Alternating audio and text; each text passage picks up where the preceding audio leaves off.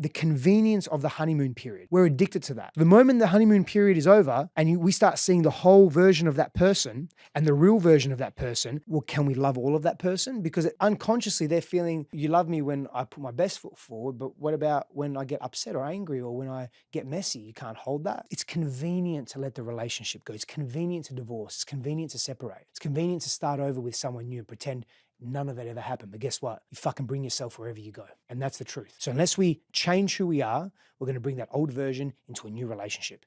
End of story. Hi guys, it's Mike. Welcome back to the Best Medicine podcast. Today's show was a fascinating talk with relationship expert and behavioral scientist Stefanos Sifandos.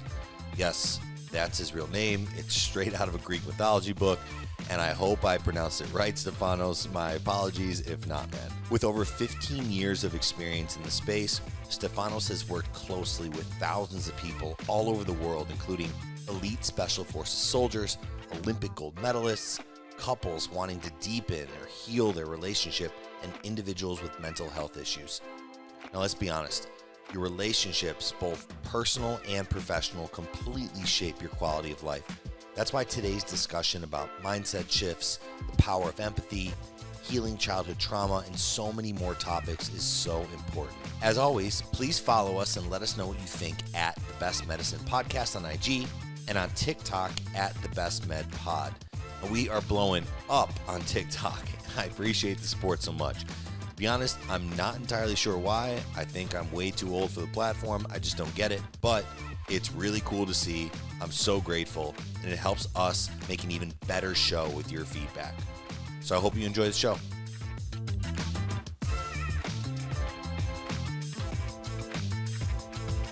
Stefanos, thank you for joining us. We are excited. This is the first batch of our brother-sister show here. We're calling it The Best Medicine, by the way. And so we're having health and wellness experts, athletes, entrepreneurs, people in personal development. And one of the things right away as I was driving here that I wanted to talk to you about, because I don't know much of your backstory, you're a relationship expert. Today, more than ever, I want to talk about mental health, relationships. Our entire lives are relationships, both romantic and business. And so I'm excited to speak with you, but I'm curious of how you got to kind of where you were today and how you got to the point where now your life mission and your purpose is helping other people in their relationships. So I'm kind of curious how you get to that spot in life. I think we either get to, so wherever we are, wherever we find ourselves in life or what we create for ourselves in life, we get there from one of two places. We're deeply inspired by something that stems from a very deep curiosity, and that curiosity lives in an environment of safety. Or we arrive at a place in our lives from a place of void or fear or pain, right? And so for me, it was the latter.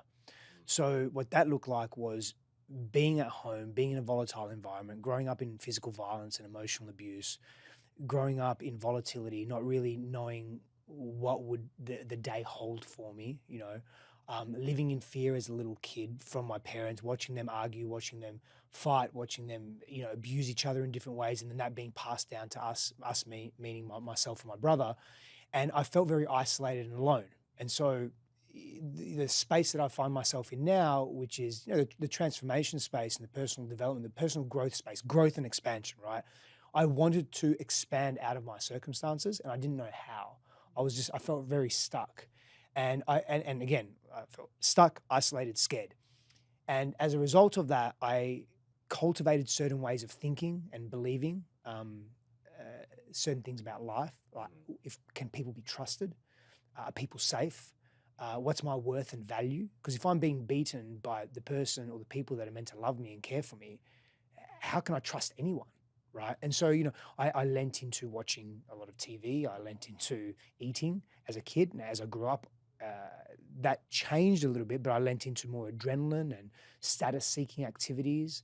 I lent into sex and really became addicted to sex, addicted to the peak experiences, right?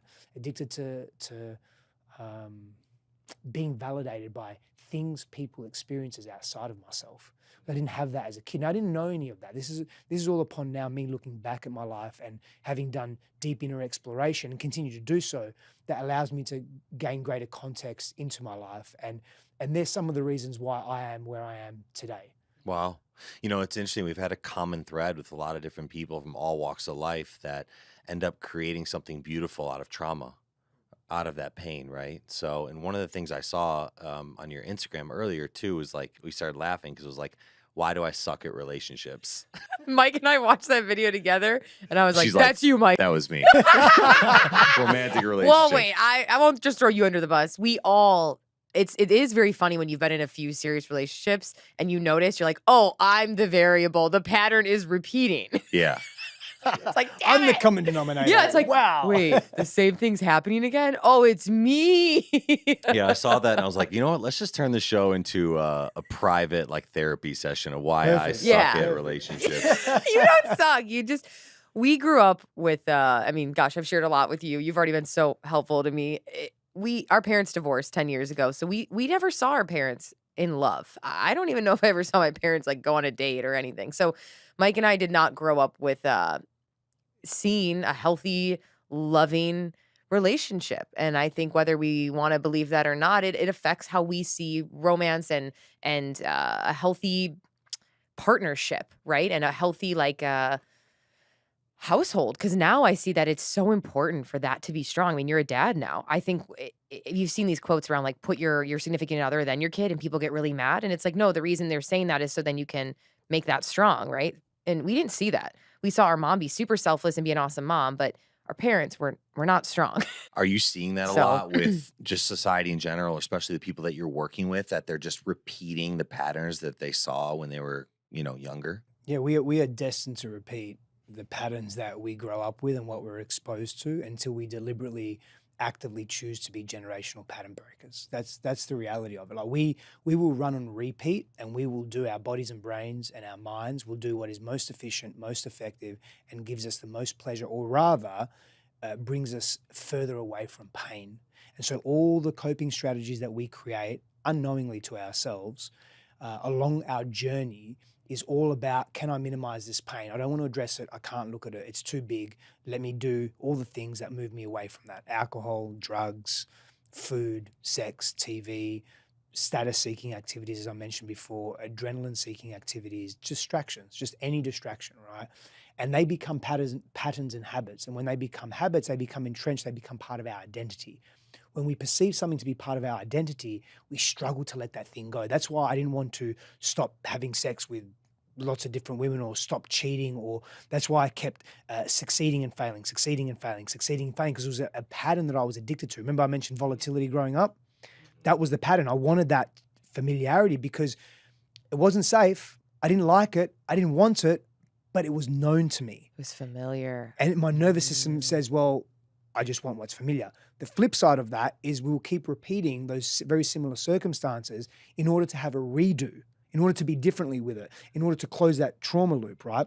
But the issue is that we're not consciously aware of that. So you mentioned relationships earlier. We'll keep attracting the same kind of relationships to do it differently, but we don't know we're doing that. That's the issue. And so that's where the inner exploration, that's where we've got to step back and say, maybe I need to look at myself here for a moment. I'm the common denominator in my life. Let me look at the places where I'm showing up in these patterns that aren't really serving me. It's not what I want. I'm saying I want something, but my life is showing something different. You're letting the subconscious kind of like rule you, aren't you? I mean, so as I sit here right away, I'm kind of like, there's so many people like that, myself included, to where I always prioritize things, I guess, that were my identity, my career as an athlete, or how much money I made before relationships. Because like Angie said, that's what we were taught, either outwardly or subconsciously, right? But what do you say to, like, what's the first step to kind of break that cycle, and how can you start to break that cycle? Because it's so fucking ingrained in you and in your DNA, right? So how have you helped people kind of start that journey? And if you're listening, like, you're like, okay, what do I do to start to break that cycle that you mentioned? Yeah, it does really begin with self. I really want to, and that's a common question asked, like, well, how? How do we, or how do we break that, or how do we create this that's something new? How do we get away from that and move into something, a new version of ourselves? It has to begin with us. And I say that from a place of love and compassion and a little bit of sternness as well. Like if you are unwilling to take responsibility, maybe responsibility is not the right word, but if you're unwilling to empower yourself, right, to say, I'm at the center of this. That's not you blaming or judging yourself because that's not going to be useful at all. That's in fact, that's going to lead you down a path that is going to pull you away from any form of transformation that is impactful or positive. If you can say, I'm at the center of this, that empowers you to make change. Now what we're doing is we're not saying, you know what, Angie, it's your fault. It's your fault that, or you know what, mum and dad, it's your fault that I'm like this. Well, that's great that it's their fault, but they can't change your life for you. You live with yourself 24/7. So when we empower ourselves to say, let me look at my life and let me look at where I could be better, different, I could excel in another way, I could behave in different ways.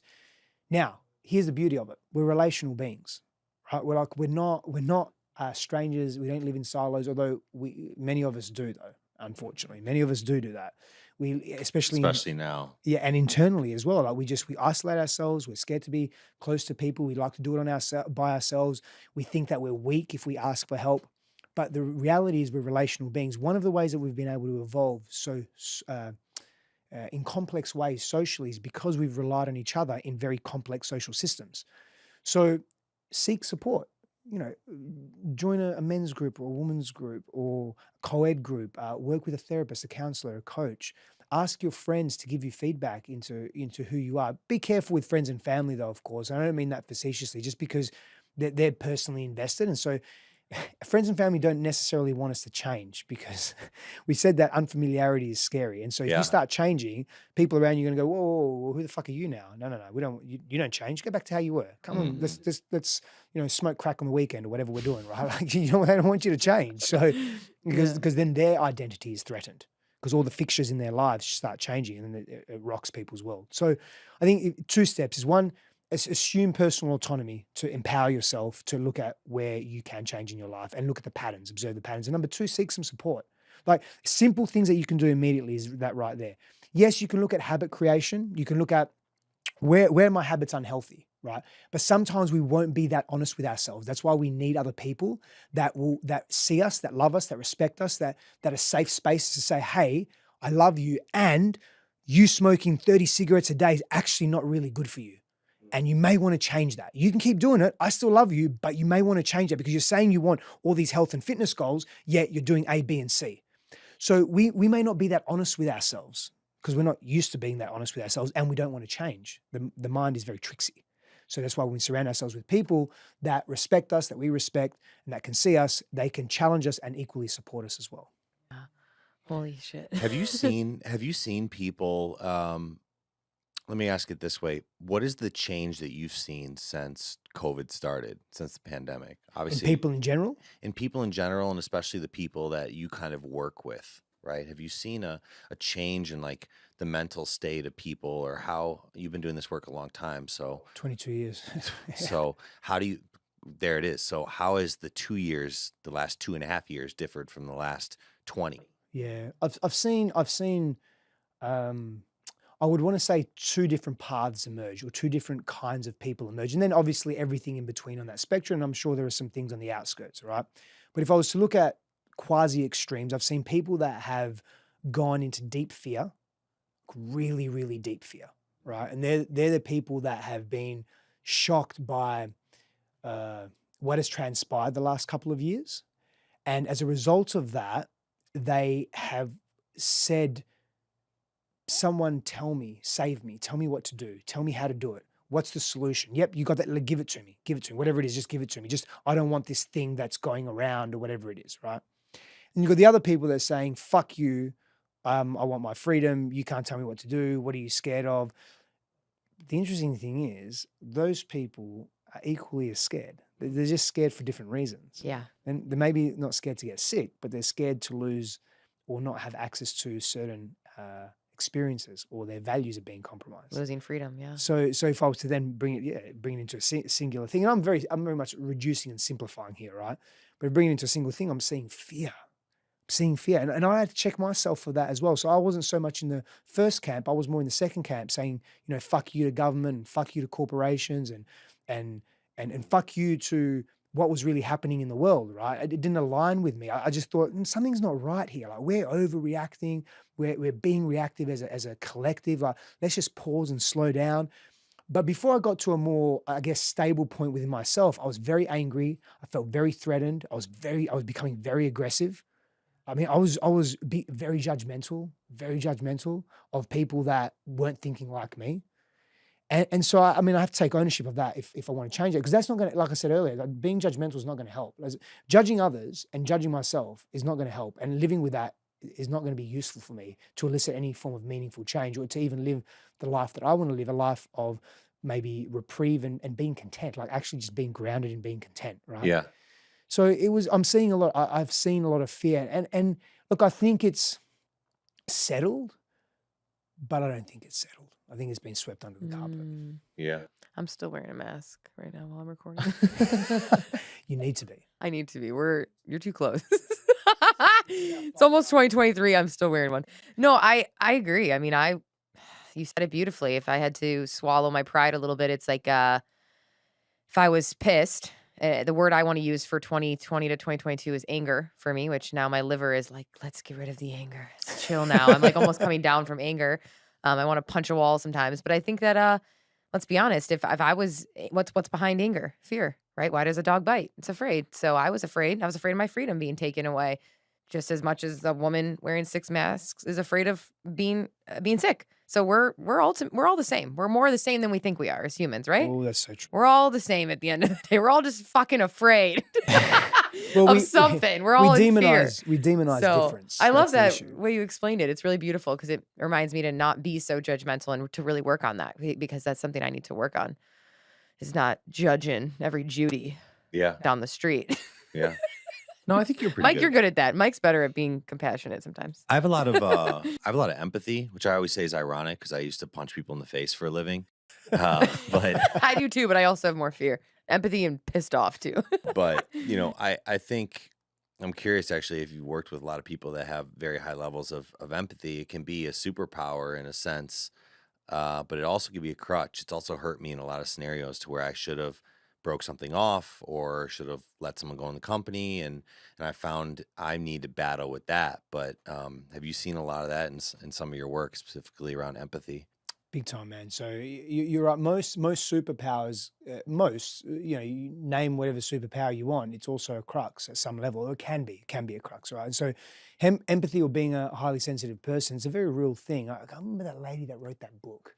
Oh, HSP book, right? Yes. Highly sensitive people. Who is that? It We should may put come that. to me. It may come to That's me. the title of the book, Highly Sensitive People. Yes, or how to be with an empath or something like that. But I forget titles and authors sometimes. However, she shares some research in one of her books, which really states that it's a very real thing in terms of a strong percentage of, like, I think 15 to 20% of the population has this propensity to be deeply empathetic, right? And as a result of that, people are sensitive. They're sensitive to the environment. They're sensitive to energy, to emotions, to people's responses. Now, as a result of that, what many people do is they do generally, I'm simplifying things here, but this is so much more complex than this. But generally one of two things. They either retract because the world's too much for them. So you'll find people that stay at home a lot. They're more introverted. They struggle to be in intimate relationships. So they carry a fear of intimacy. They don't want to be hurt. They don't want to feel other people's big feelings. They don't know how to cope with that. They may people please so that people just stay stable with them and they're not too high or too low. Or people, and this usually is in men, when they're very sensitive or when they're empathetic and they feel other people, they get very aggressive to A, mask that, and B, protect themselves. That's me. I'm a sensitive person. I'm an empath. I've been from a very little boy. It was beaten out of me physically and metaphorically. And then as a teenager and as an adult, I beat it out of myself by the way I behave. Like I changed but it was always there. And so one of the ways I dealt with it was by being aggressive and defensive and and being, hyper or attempting to be hyper intelligent, right? To mask people, to mask what I was truly feeling and keep people at a distance because I couldn't trust people as well. So when we're talking about highly sensitive people, when we're talking about empaths, there are many other patterns at play that feed into that determine sort of how you work with that empathy within yourself. But ultimately, when we develop a sense of deeper confidence within ourselves and self-worth, we surround ourselves with healthy people. We do our inner work. We attune and attend to our own nervous systems, and we are, we prioritize the nervous systems of others that we care for. In other words, we understand their pain, their difficulties, their challenges, their traumas. We can choose more openly, more wholly, more deliberately how to interact with people. We can set healthy boundaries. We can say, hey, the way you're behaving right now, it's reminding me of this and it's a little overwhelming for me. I'm just going to take a step back. It's that kind of dialogue. Or, hey, that behavior is not appropriate. Can we find another way to communicate to each other? So, but to get to that point, I'm just going to sort of come back full circle. Like that inner work is really, really important. It is hard. It's almost like what are they? I've heard it's listening without taking it on. So if you're watching a movie and makes you emotional, or someone's telling you their pain, like if I was telling you right now how much pain I'm in, Mike is it's really beautiful. He's very sensitive. He could start crying if someone shares a story about how they're hurt or something. And it's almost like, can you listen without taking it in? Right? It's like I'm hearing it, but I'm not absorbing it. That's hard though in conversations, right? It's Yeah. like you want to take on their pain for a moment and say, oh, well, I'll take it on for you. But it's like you almost have to have a energetic boundary there. Are your parents still alive? They are. Yep. Are they in Do you ever- Australia? No, they're in Greece. Oh, in Greece. Do you have a Cool. relationship with them? Yes. Yeah. Have you spoken to them about your childhood, or have you 100%. forgiven them? Okay. Do you think Both. that was an important part to open that up, or scratch that scab maybe, or that wound, and for yourself and maybe for them? Because I guarantee there's so many people listening that have had issues with their parents, and it's like, well, what do I do? Do I just kind of ignore it and move on? Or I'm curious for you particularly what worked for you and what didn't. Ignoring it won't actually have us move on. It's a nice saying that ignore it and move on, but it doesn't really happen that way. It's a faux moving on. FAUX. Faux. It's a pretend moving on.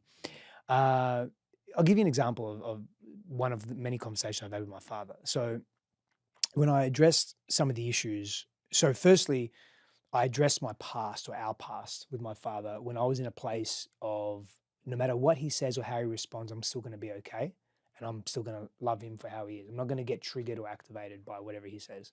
So one example is, I can genuinely laugh when I say this, because I can imagine, I can visualize him just sitting here. We were sitting like this, and I'm like, oh, Baba. Baba is the Greek word for dad. And I said, I love you. I love you. Anyway, what I said to him was, do you remember all the things that happened when we grew up? You remember how your mum used to hit me? Do you remember how, and I didn't say it in a shaming, judgmental way. I'm going to be very careful around that. Do you remember how, you went around and you gambled a lot and all these things, right? And then you'd wake up in the morning, you'd be so angry, and sometimes whatever. I went through it. And he said to me, I don't remember any of that. I was a really good father and I was always there.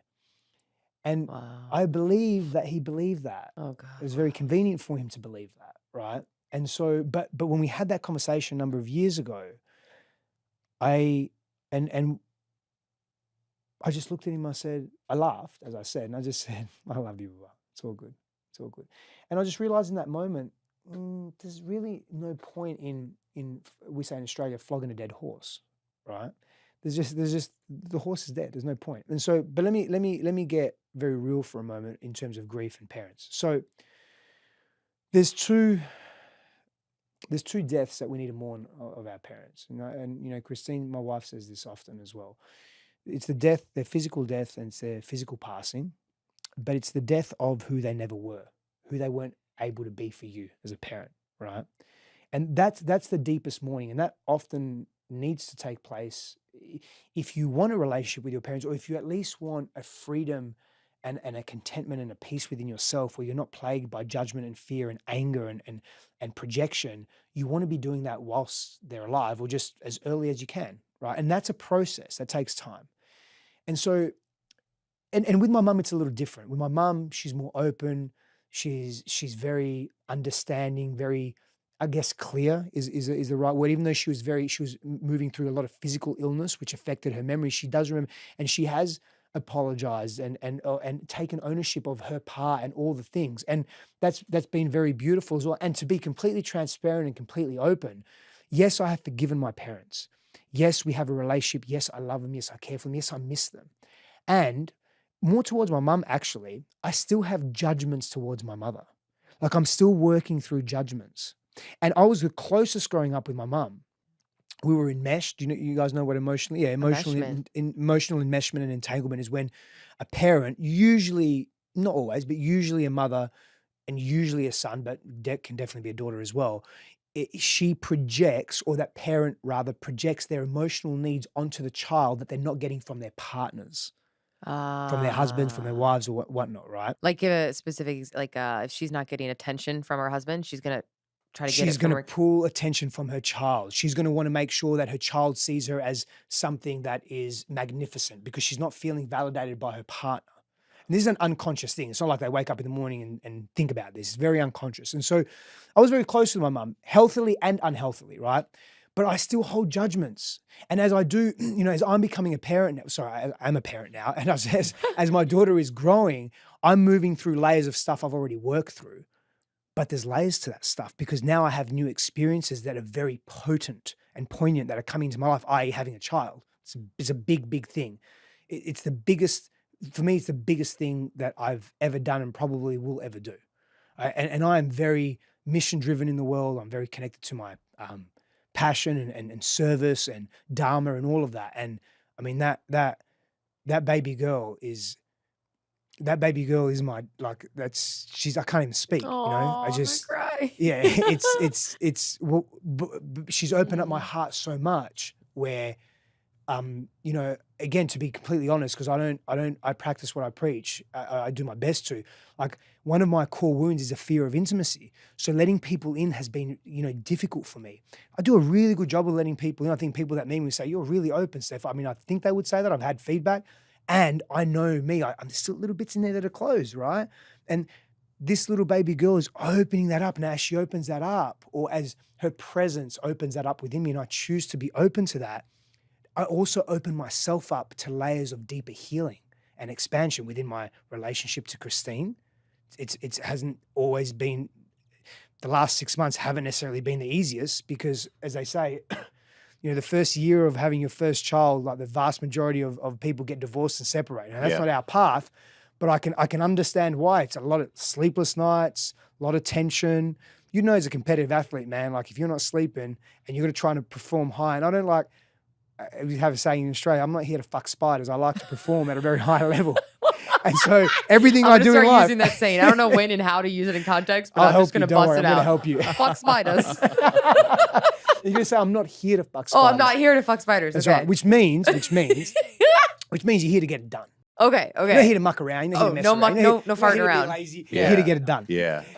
And so I like to perform high, and I've got to gauge that. I've got to pull that back. But what my point in that is that I'm being open in really new ways. And that's what new profound experiences that are meaningful to us will do. And so, back to the parents' question, yes, and yes, and it's revealing new things now. And surprisingly, more with my mama. And, like when I see her this year, I'm going to try and bring her over to the US. I'll sit with her and we'll hold hands and we'll talk and we'll go deeper into that. And it's still my job, or it's my duty, or it's my, sovereign responsibility. If I have judgments towards someone, it's not their responsibility to, take them away from me or do so. I've got to be responsible for that. Hey guys, what's up? It's Mike. I'm popping in here to tell you about my absolute favorite soul product, our Alert Focus Caps. If you're dealing with any morning fatigue, brain fog, or just relying on coffee throughout the day to get you by, I got you. This is a doctor-formulated product that's been proven to increase focus, energy, and concentration with our proprietary blend of a handful of adaptogens, nootropics, and plant extracts. Some of the ingredients we use are lion's mane, mushrooms with neuroprotective effects that reduce brain fog and improve memory. We've got B12 in there, a brain-boosting vitamin that can improve mental clarity, increase energy, and boost mood. We've got all-natural caffeine from green tea extract with CBD to stop any jitters. And finally, one of my favorites, we've got a phenomenal blend of cordyceps in there. This is a powerhouse mushroom that's gaining popularity day over day because it increases oxygen uptake in the brain and increases blood flow to the brain, which will help you fight mental fatigue. You're going to feel alert and dialed in without the jitters, I promise you. You got to go try this out. And exclusive to our Best Medicine podcast listeners, we're offering a 20% off code on Alert and all sold products. So just use code TBM and make sure to let us know what you think. We've got over 6,000 five-star reviews now, and I'm so proud, and I stand by the quality and efficacy of our products. So go use code TBM at mysoulcbd.com and enjoy. Were you completely ready and excited to have a kid? Or was it one of those things where now once it happens, most beautiful thing ever, and I say this selfishly, is I'm not ready for kids. And because I always see that as I want to accomplish more, I want to travel more, I want to do more. I see it as it limits my freedom, which as I sit here now, I know that's not entirely true, but I know for a lot of guys, that's how they feel. So now, you're 40 years old, you have this beautiful daughter. Were you honestly like, yes, let's do it, kid, we want a kid? Or it just kind of, once it happened, it sprung on you and now you just feel like it's the most incredible thing of your life? It was very planned. Okay. It was very deliberately planned, and we waited in the sense that where we both, particularly Christine, felt really open and ready, and so we prepared for it. And when we said, okay, we're ready, I mean, literally got pregnant the first cycle. Like, it was just, it was very, very blessed, right? Very blessed. Yeah. So, okay, we're ready. Boom, we're in, right? The dialogue that I had with my wife was, and I'm going to come back to the freedom piece in a second, it's very important, is I think that we would regret not having children if we didn't, more than if we did, in terms of like what it pulls from us. And you got to remember, we're older.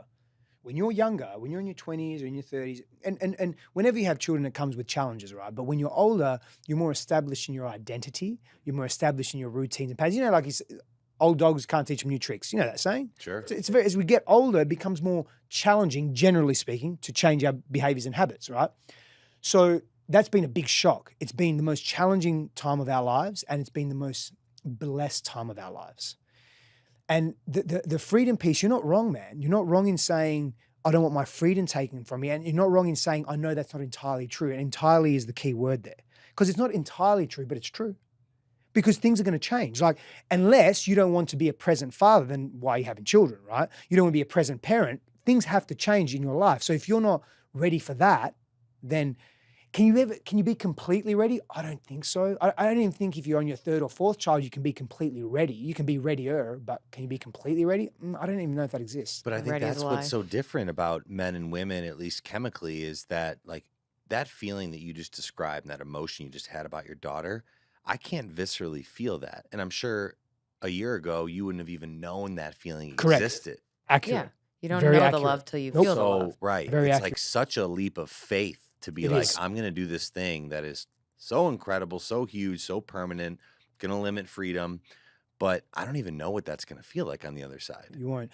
I had a friend of mine who lives here. He's got 6 kids, right? He's very well accomplished in his career path. Holy shit. Just had his 6th kid recently. No. Dude, if they outnumber you, I think it's All right, so 2 is cool. Yeah. He's a little crazy. All right. Multiple dogs. Anyway, Wow. lots of animals. Bless him. Yes, and again, very very successful in his career. So has achieved a lot. I purposely mentioned that 6 kids. He said, "You will never know I can't." And he's very articulate. I cannot articulate in words what it is to, this is just before we had our baby, what it is to have a child. You're going to know when you hold that child for the first time, when you see your wife go through that process. It doesn't matter how well I explain it to you, you're just not going to get it. And he is very right. He's very correct in that. It's like explaining to a middle schooler what love, like your love is like, right? It's like you're a middle schooler. They don't know what it's like to have your heart like broken or open up so big. It's almost like, I assume it's inexplicable. It's like it's meant to be so inexplicable, because for him to put it into words and you get it, like, would take away the magicalness of it. What was that like without, sharing? Obviously that's Christine's, privacy and her whole story, but from your perspective a little bit as a man. Christine is awesome. Obviously one of my favorite people. She had a home birth, and what was it like as a man to like a little bit of being on that side of it? Was it like, oh my gosh, she's a warrior? Yeah, Well, and, you have a and the nurse rest. there, right? Or how No, does that Mike, work? it's just a I mean- pizza delivery guy. I mean, He do called you, like, Domino's Pizza, and the guy came and he said, hey, you help her out. the home birth is fascinating to me, man. It's But Christine did it. Isn't that interesting though? I heard it was crazy. So It was crazy. That was fascinating because that's how it was done. well, yeah. That's Yeah. how it's been done for Yeah. 99.99999% of our existence, right? Collective existence. So again, without going into, because it is more her story per se, not per se, it is, the baby exited her, not me. It was one of the most profound things that I witnessed. And there's so much I want to say to it, but I want to keep that. I think actually she did share on her podcast. Yeah, very, very recently, like last she week or the shared week it? before. Yeah. Oh, I I'm can't pretty wait to hear. Yeah. But I never knew a human being. Like I thought I was pretty tough. But I mean, I think I'm pretty tough in let's certain see ways. you and Mike fight right now. We'll find that out. doesn't count. I'm just kidding. If I have a gun or something, maybe that doesn't I'm count. just No, I I'm hope the that he's a ref. bit rusty or something. Yeah, oh, I am. Yeah. Trust me. Now's the time. If you wanted to get me, now is the time. Get him now. It was a new level of resilience, toughness, focus. Not once did she complain. What? Not one, and I'm not exaggerating. Not once did she say, is it close? Not once did she say, is this going to end soon, or give me medicine, all natural, just not once. And even in times where it was getting sketchy because it was quite long. Sketchy. Yeah, it's getting sketchy. It was Sketchy. quite long. This is getting sketch, babe. Not- we need not to hold once. the reins. Not once. Like just it was another level of mental resilience and toughness and emotional, spiritual resilience I'd never witnessed before. And you'd never seen her like that. You thought you knew her, and then you see a side of her that you're like, whoa. I've never seen any human being in person like that, what she did, particularly, and again, I'm just withholding certain information to just protect the sanctity of her process and her experience and our process and experience. But the last few hours, what she did was literally not human. And you'd understand if I was to explain what happened, but it was literally, the midwives said, we've never seen that before. And collectively, they'd been doing this for 30 years.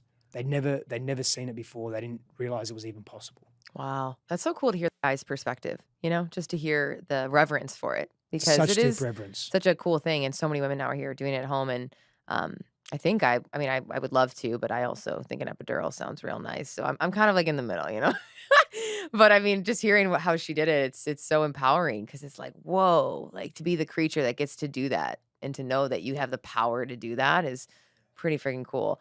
I'm curious going on the freedom thing with men. I feel like a lot of dudes listening, this is the juice. This is the sauce. Let's get real. How do men and women, let's be honest, women want freedom as well, but how do you honor and have freedom, but then you're also still married and you're in these committed unions or these relationships? It's like, do you find that it just shifts, or it's still both people finding their own passions and hobbies? Like, what does it tangibly look like for people to still honor freedom, yet they've chosen to also, AK, how can dudes still feel free?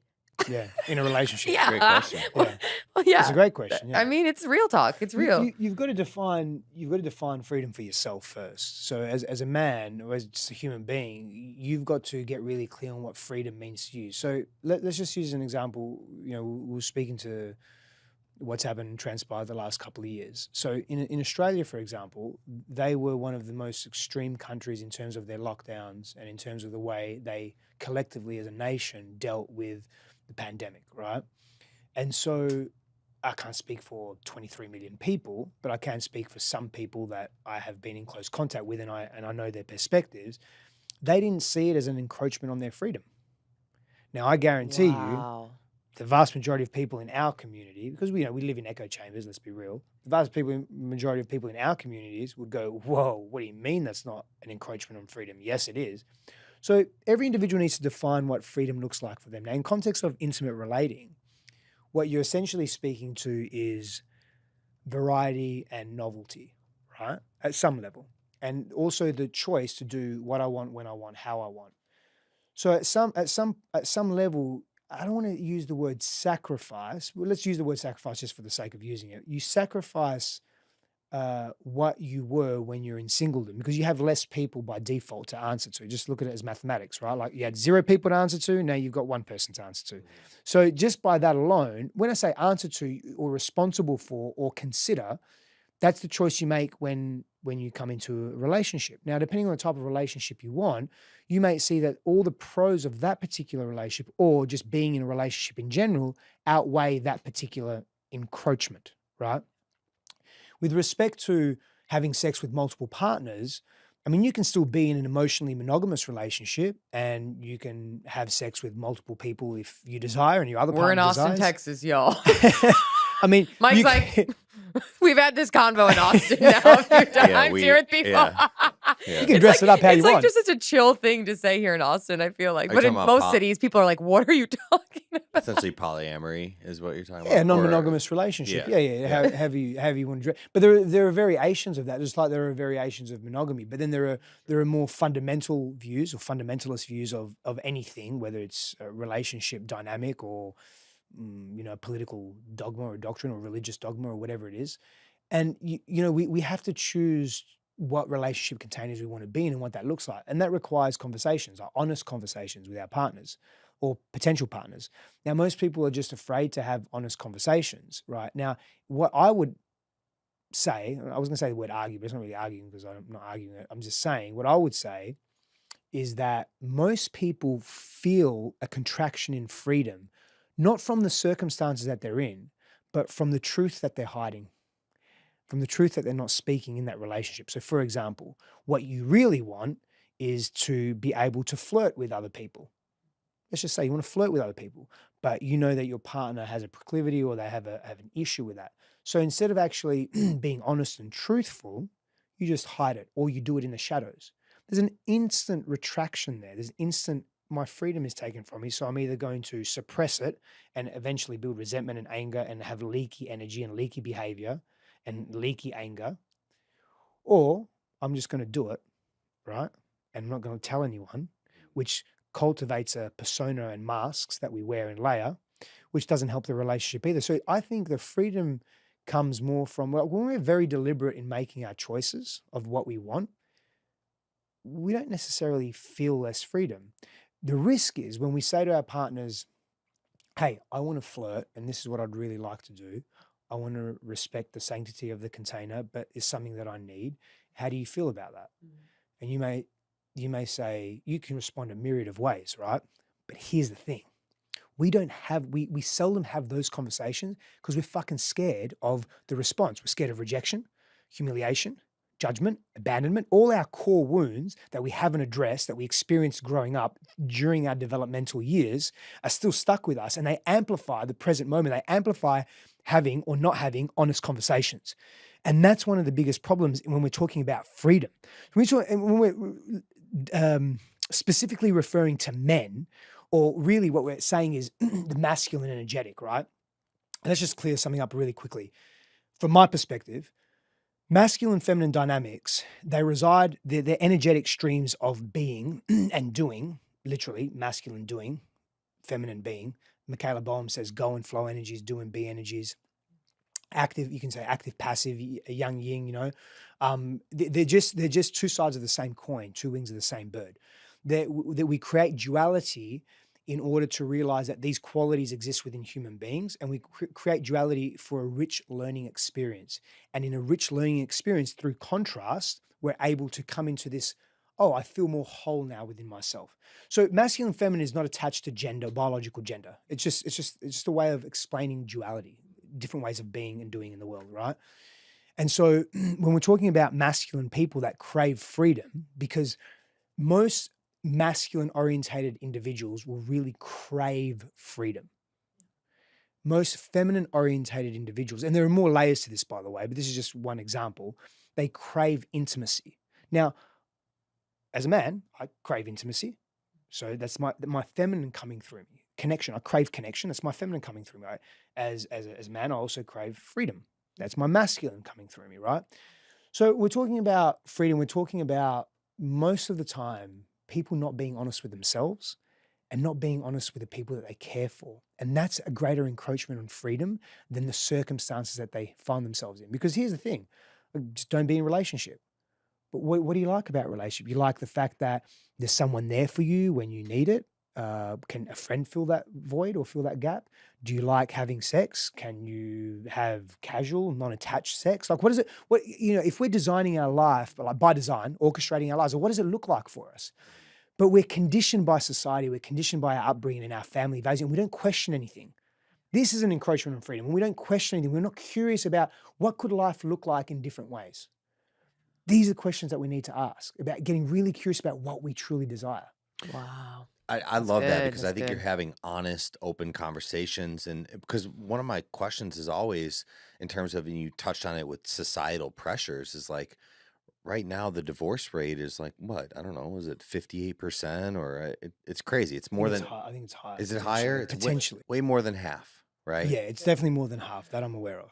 I mean, that's such a broad, huge question of why is that? But I kind of want to ask you that in terms of like, what do you feel like is one of the main reasons for that? And if you are married, one of the things that you can do to not become one of those statistics, because as a kid of divorce and a painful divorce, I don't want to do that.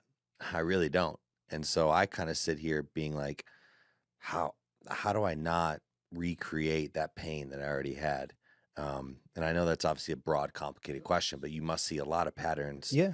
Can I ask you a personal question? Sure. So this is a point of reflection. You don't even have to answer it, just a point of question, reflection, right? How much of you do you think holds back in relationship because you are very clear you don't want a divorce? I'll answer a good amount. I think I have a tendency to get to a point in a relationship where it gets very serious, where it could work towards that. And I think that wound of not wanting to repeat, so a good amount. Yeah. And so thank you for answering that. I appreciate your honesty. And so that leads into somewhat answering your question of why is it that there are so many separations or divorces, right? I did a post a while ago, and the post was something to this effect: the wounded masculine leaves too early, and the wounded feminine stays too long, right? Let me elaborate. It actually it connects back to freedom and connection. The wounded masculine, who isn't really in harmony with himself, the moment that he feels threatened in relationship, his freedom is threatened because he hasn't got a healthy relationship with himself and his freedom. So he's out too early. And I'll define too early in a moment as well, because that's going to actually come deeper into your question around divorce and separation. The wounded feminine who craves connection, I can change him. I can make it work. I can make this work. I can change myself. I'm going to just stick around. I'm going to stick around. Stays too long. Expiry date's gone. Doesn't value herself. No self-worth. The issue we have is that we don't know ourselves because we don't explore ourselves. And so we get into a relationship, we get into marriage, right? It's the first part. We get into union, whatever the commitment looks like, right? And we don't know who we are. We don't know what we truly want. And therefore, we can't hold the big energy of others. We can't prioritize their nervous systems. As a friend, if you come to me and you're really angry about something, right? And I start taking that personally, and all of a sudden, I'm like, hey, fuck you and your anger, don't bring it here, whatever. Like, however I react to you, I'm not nurturing your nervous. You didn't come to me angry at me, even if you were angry at me, right? But that complicates things a little bit. Look, you didn't come angry at me. You just came having big feelings. If I don't prioritize your nervous system, I'm not doing you a service. I'm not helping you actually receive. Because maybe in the past when you did that, maybe with a parent, they either completely ignored you or shut you down, or they melancholied you or whatever it was, they wrapped you up. And that's not helpful. But if I just sit there and I hear you and I love you through that with empathy and compassion, I'm helping you heal an old pattern. And in the same context, I'm actually healing something within myself as well. Because usually with friendships and intimate relationships, we have complementary wounds, right? So if we go back to that intimate relationship example, we don't know ourselves. We're not willing to hold for our partners. And the moment it gets difficult, instead of sticking around and observing, not being the victim, why is this happening to me? But saying, what's in this for me? Like, how can we grow together here? And hey, maybe you do some inner work around that pattern that keeps coming up, that you're reactive with each other, or that you scream at each other, or that you don't respect each other's space, or whatever, or he's going out too much, or she's working too much, or whatever it may be. And you, instead of breaking up immediately, do some inner work around that together. Like, explore what is that, what's in this for us. And then after sound exploration, you know what, maybe we do need to break up. But I would say, and this is anecdotal, right? I would say that if most couples actually worked on the issues, and maybe it is as simple as just going to counseling and therapy, just getting another perspective, right? But actually committed to their work, and they were willing to grow together and grow. And not just, and here's another reason, right? The convenience of the honeymoon period or the limerence phase. We're addicted to that. So the moment the honeymoon period is over and we start seeing the whole version of that person and the real version of that person, not just the convenient parts, not the best foot forward, not just the lipstick and the nice hair and this and that, whatever it is, right? Like, well, can we love all of that person? Because unconsciously they're feeling, well, you love me when I put my best foot forward, but what about when I get upset or angry or when I get messy? You can't hold that. And so we just, it's convenient to let the relationship go. It's convenient to divorce. It's convenient to separate. It's convenient to start over with someone new and pretend none of it ever happened. But guess what? You fucking bring yourself wherever you go. And that's the truth. So unless we change who we are, we're going to bring that old version into a new relationship. End of story. You bring yourself wherever you go. You bring I love yourself that. wherever you go, Michael. And I didn't come to fuck spiders. That's exactly right. Those are That's my my two point. big takeaways. Biggest That was takeaways. good. Wow. Holy shit. Wait, I have a juicy question Okay, go too. ahead. You Oh, have you- yours? All right, we No. both have a juicy question. I feel like what's going on, this is also like very cancelable, but I don't care. I feel like, I just don't care anymore. I feel like what's going on is called, what me and a few women are calling like toxic femininity, right? Let's use that term. So the feminist Here we movement go. went too far. It went too No, I'm far, just kidding. right? We're all like, women, we can also work. We can also. And then you've got these girls who are like, well, I'll pay, but I want to pay then. It's like, cool, Brenda, you be that feminist, and then you let the dudes pay.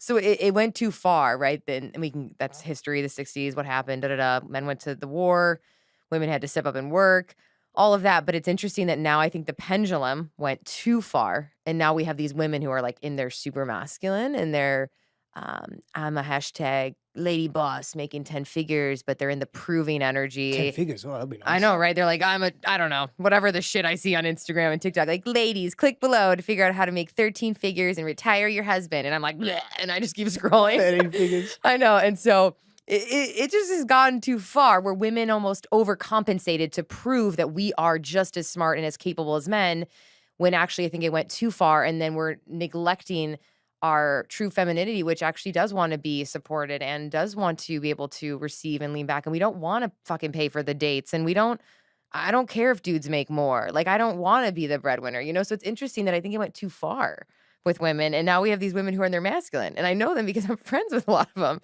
and they're tired. So what happened? Oh, I think you Did I nail it? I don't know. you spoke to a little bit about what Yeah, happened, like In it's terms of almost the like these women pendulum are too swing. afraid to say something though. They'll say, I'm too afraid to like stop. I'm too afraid to, because what will the society think of me if I don't also be this lady boss? But they don't want to be. And so it's like, it's weird. It's a weird time in the world. Because now dudes are dating dudes in a sense, right? When they're not like, it's just gotten messy. It is a Cancel me. Go ahead, people. No, don't cancel Angie. Do not cancel. Hashtag do not cancel Angie. It is a strange time. And so what you'll find is often what's underneath that masculine energetic, that need to accomplish, that need to prove, that need to attain, that need to contribute, in a very, very big way, that need to direct and lead and be a boss and be in greater autonomy and even control. What's usually underneath that, by the way, for both men and women, in the extremities of that, right? So in the extremities of, goal-orientated thinking that is obsessive, for any human being, what's underneath that is a fear of losing control. Security. Insecurity, that's right. Yeah. And that usually stems from, again, just not always, but childhood and adolescent lifetime experiences. And so we form ideas and beliefs of who we are and what we need to feel safe. And so, for example, that female, maybe this is an example, right? Maybe her father wasn't around and left, and mum they didn't have a great relationship, and mum said, you can never trust men. You've got to do things for yourself. You just have to. So she that little girl wears this big mask of, I'm going to do everything by myself. But then she becomes a teenager and hormones start moving through her body, and she starts maybe becoming attracted to the opposite sex. And now she wants to be maybe quote unquote more in her feminine. So she puts another mask on that's unfamiliar to her. It's familiar, but it's unfamiliar. But then maybe she's hurt by a boy or a teen during her teenage experiences. So see, mum said, I can never trust boys. Bang, another mask goes on. Society says, hey, if you want to be valued, you've got to do this, this, and this. You've got to do. You've got to do, doing energy. You've got to produce. You've got to create. And it's not enough that you fucking give birth to a human life. You've got to create business. You've got to do that's one of the reasons why men, whether we like it or not, there's a part of our male psyche that is threatened by the female body, by what you can do. Wow. Like what you can create, what you can birth. That's why I didn't know this. So many amazing ideas and so much of social, economic, geopolitical evolution comes from men. It's a way to compensate. And it's a way to create as well. And there's no judgment in that, by the way. But it's just, but people get very fucking offended when, oh, no, that's not the fucking case. Yes, it is. Yeah, it is. Just look at it. It's okay. It's okay. It's all right. But it is time. Where's it coming from, right? I'm being a little facetious. But you can see, so underneath all of that, and I get a lot of women, many women throughout the years that I've been doing this, and Christine too, we coach and we teach together and programs together. Many women that come and say, I'm tired of leading. I'm tired of doing so much. I'm tired of attracting men that are either hyper controlling and hyper masculine or just really passive and they just follow and they don't take lead. And I want to stop doing so much. That is definitely a common theme that I receive. And underneath that, there is some fear. There's some fear of losing self or not knowing who self truly is or not being able to trust.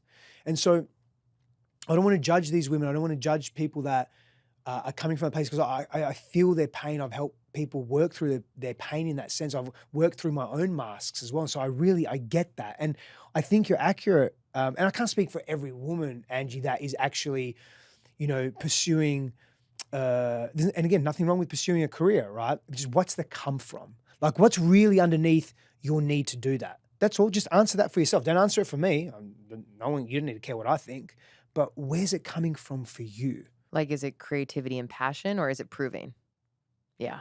To keep up with the boys and to show my dad or to show people, insert in whatever, I can be successful. Yeah. Which gets real old real fast. Yeah. And it gets old for all of us. I mean, True, right? I guess for me too. Men who are in just the proving. Big time. I feel like that's the word that comes through. It's just proving. Yes. And seeking approval and seeking validation. And for me, that stemmed from, I just want my dad to love me. I just want my dad to be good to me. I just want my dad to see me and appreciate me. And the interesting thing is, as a teenager and as an adult, my dad would be very critical, but again, part of the volatility and the confusion, right?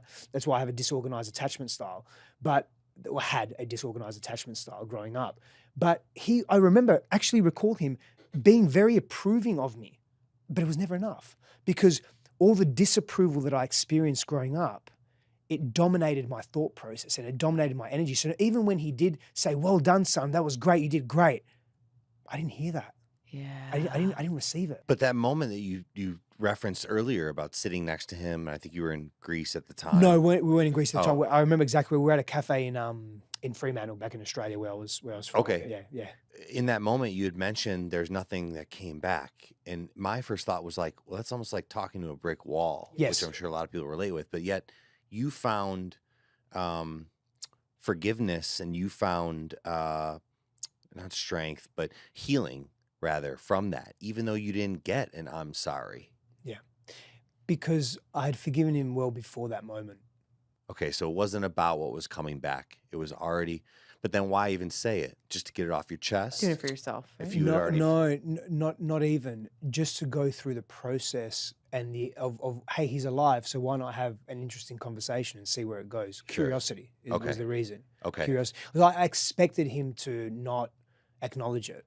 Okay. I expected that. In some way, I expected him to not acknowledge it in whatever his way was. So you kind of came into it, whether this goes south, there's no answer, any scenario here. Yeah, like there is no south. I'm going to be okay. Yeah, that's right. Yeah, that's really interesting. It's powerful. We got to heal our parent shit before we become parents.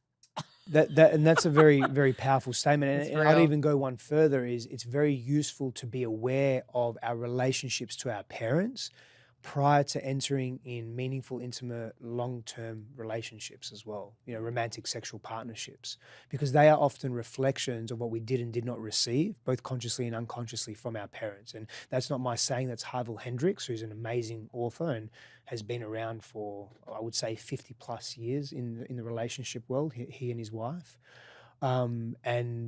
And that has rung very true for what I have witnessed in the many thousands of people that I've worked with as well. And so I think really healing that, or being aware of it, at least, like coming into a relationship and being aware of it.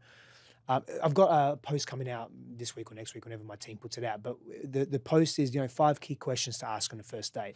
And one, like that. yeah, Ooh, what are they? and yeah, well, one of them is tell me your relationship with your parents. Like, does that person have awareness? Do you have awareness of yours? Because it's tremendous insight into what triggers you, what activates you, where things are going to get slippery, where you're both going to maybe butt heads, where challenges are going to be. And I'm not asking everyone to be their own psychotherapist. I'm just asking everyone to be aware of themselves. Like, who wants to learn trigonometry and calculus unless you want to be a mathematician? Like, why do we teach that at school? Like, why don't we teach like how to be with oneself, like how to be with one's thoughts, how to work through challenge, how to cultivate mental toughness, how to cultivate emotional intelligence, and how to interact with people, how to manage conflict. Like, why don't we teach that? Yeah. I know, right? Like how to amen. live with another human. Like, Yeah, how to cook. They didn't tell us that was going to happen and Yeah. have its difficulties, but instead I'm in home ec learning how to sew.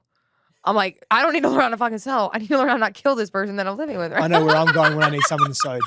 My button's off. Sew it now, please. Right? They're teaching me sewing. I don't need to know how to sew right now. I need to learn other shit. One of the questions we've been asking every single guest, and it's been cool because we've gotten so many different answers, is the title of the show. When you hear the best medicine, what is maybe the first thing that comes to mind, or for you in your life in particular? And it's obviously a broad saying, but for you personally, Stefanos, what is the best medicine in your life? The first thing that I think of when I hear the term or the title show, best medicine, I think of the Best Western. The Best Western? The hotel chain. The hotel chain. The motel chain, maybe. Oh, the Interesting. 3-star Yeah, hotel. no, Oh, shit. Yeah. We Shout got out we Best- got to. Actually, that reminds us. Thank you to our sponsors, Best Western. No, Yeah. it's actually a really good title. Well, it really is. The Best Medicine. What I think of is, I'm going to. We've been speaking about relationships. I play and delve in deep into the realm of relationships. So I'm going to say that the best medicine, and this is broad and purposely, is relationships, right? And the reason why I say that, and let me give you some very different examples as well. So personally for me, there have been many times in my life, and even now, and I shared this with Christine the other day, that in when I'm feeling really high and elated, and even when I'm particularly when I'm really down, I have had moments of, I just need to escape. Let me just go. This is the masculine and the freedom, right? Let me just go to the top of the mountain and meditate and be with God and not worry about the world and not worry about all the complexities, and let me just be by myself in nature, in a mountain. I don't want anyone to be around me. Now, that's part coming from wound, part coming, there's a deep yearning and desire to be in that space, right?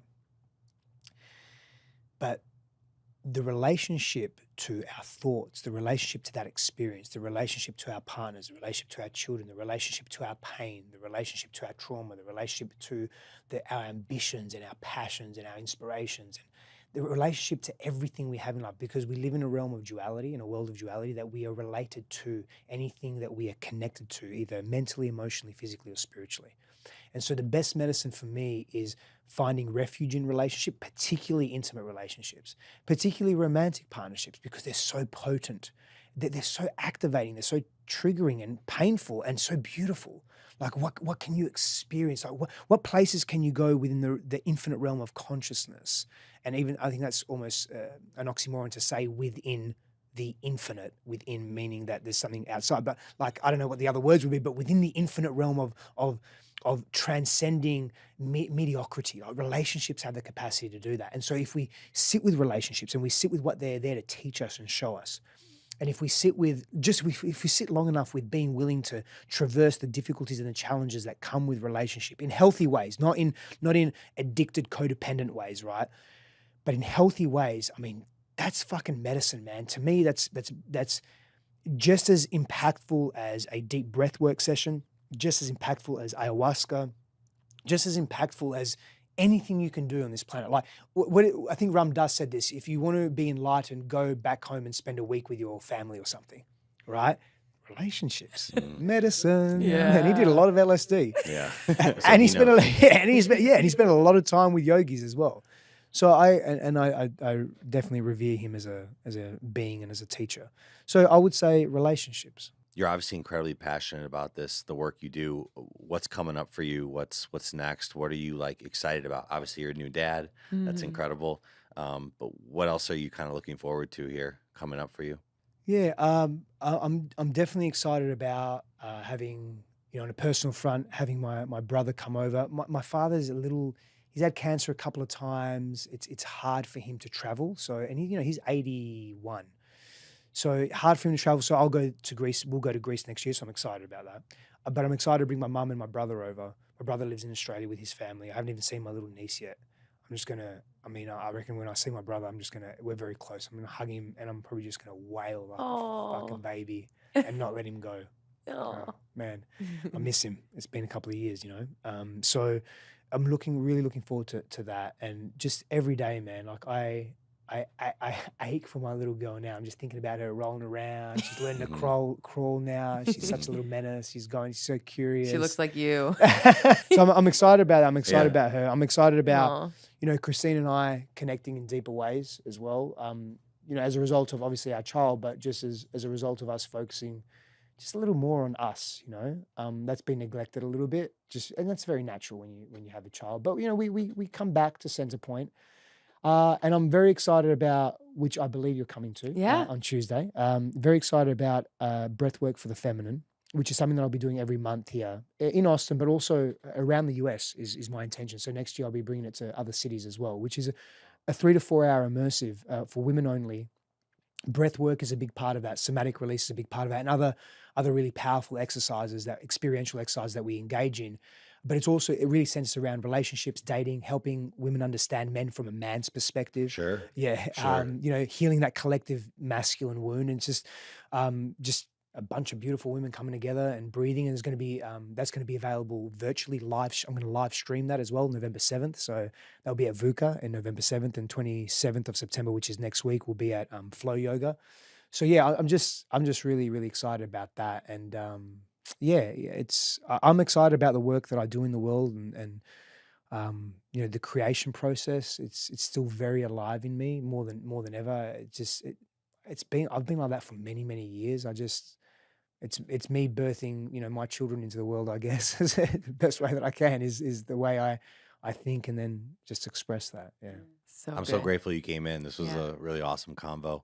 Make sure to go check out Stefanos on Instagram. What's your Instagram handle? Stefanos Sifandos, and my website, stefanosifandos.com. Awesome. You're the We'll best. definitely put it in show notes. But we were saying before we started that you've got awesome content on there, easy, quick, relatable stuff, and a lot of things that I think people can see themselves in. So definitely go check that out. Oh, and those photos. Who draws those? Do you know that I thought that was you for a while, drawing the sexual I wish I photos? was that good. I was always like, wow, he's just in the room at night just drawing these pictures of people having sex and stuff. I didn't know he was also an artist. And then Clay's like, dude, no, it's probably an artist that he's having make them. I'm like, oh, I thought it was him just sitting there. No. Who I'd be makes very those? talented because the different styles that are on there. I know. Whoever, I tag them in the. They're cool. They're funky. I'm my sister scrolling. I'm like, tags them. whoa, oh my God, whoa. 6 a.m. Well, Oh, that's shit. that's the purpose, though, right? Yeah. So this is interesting that you say that. Yeah. If I can They're say a little one thing. scandalous, do. okay? Yeah. Warning. But that's it's not clickbait,